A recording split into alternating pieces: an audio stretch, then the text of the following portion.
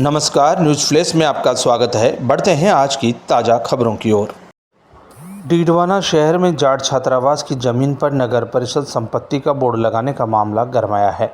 Board लगाने पर जाट समाज के लोग आक्रोशित हो गए और नगर परिषद पर जाट छात्रावास की जमीन पर कब्जा करने का आरोप लगाया है।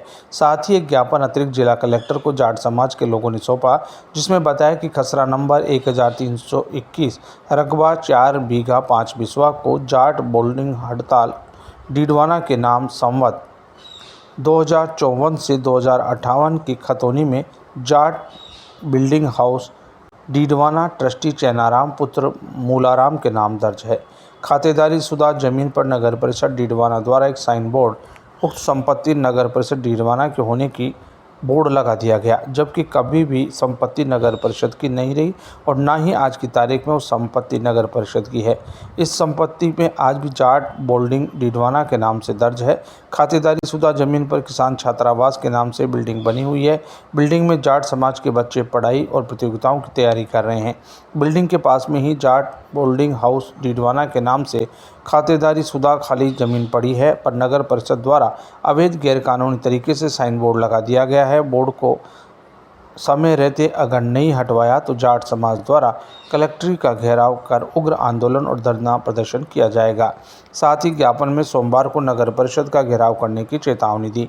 ज्ञापन देने वालों में राजेंद्र रेवाड़, मदन बलारा, जगदीश गोदारा, उप प्रधान ओम प्रकाश लील आदि मौजूद रहे।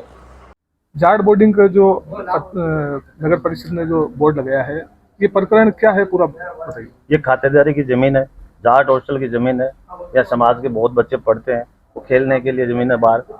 ये बोर्ड लगाया तो गलत लगाया है। आज ज्ञापन दे के बताया है कि 2 दिन में हट जाना चाहिए, नहीं हटा तो सोमवार को उग्र आंदोलन होगा, फिर हटाना पड़ेगा उनको। इसलिए हमारा खुला चैलेंज है कि एक ज्ञापन के इशारे पे हटा लें, अच्छा रहेगा। भविष्य में ज्ञापन देने आए हैं, क्या है पूरा मामला, क्या उसमें मांग की गई?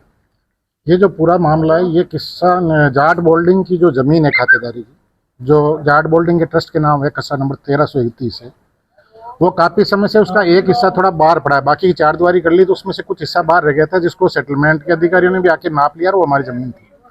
उस पर पहले भी आज से 10 साल के लगभग पहले भी वहाँ पड़ोस में 2 है जो जिन लोगों ने कब्जा करने की कोशिश की थी, वो कब्जा हटा के फिर वो ज़मीन ऐसे ही पड़ी थी।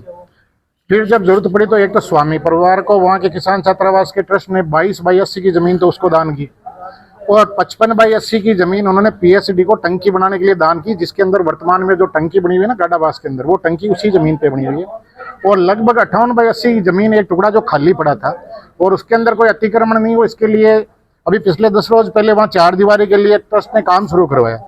तो पहले तो पता नहीं क्यों ये जो ईओ साहब है किसी पूर्वाग्रह से ग्रसित है या इन्होंने कुछ गड़बड़ है इनके दिमाग में, उन्होंने पहले तो उस नीम को वापस समतल करवाया। जब इनको लिखित में लेटर देने की कोशिश की, हमारा फ़ोन वो उठाते नहीं है, हमने कितनी बार उनको कॉल किए हैं। और कल शाम को उन्होंने ये बदनीयती से वहाँ पे ले जाके एक बोर्ड लगा दिया कि यह संपत्ति डीडवाना नगर परिषद की है, जबकि वो जाट बोल्डिंग के खातेदारी की जमीन है ऑन रिकॉर्ड। तो उसको लेकर हमने आज कलेक्टर साहब के नाम एडीएम साहब को एक ज्ञापन दिया और उनमें चेतावनी दी है कि अगर उस बोर्ड को हटा के ईओ साहब का यहाँ से कुछ कार्रवाई नहीं होती है तो हम सोमवार से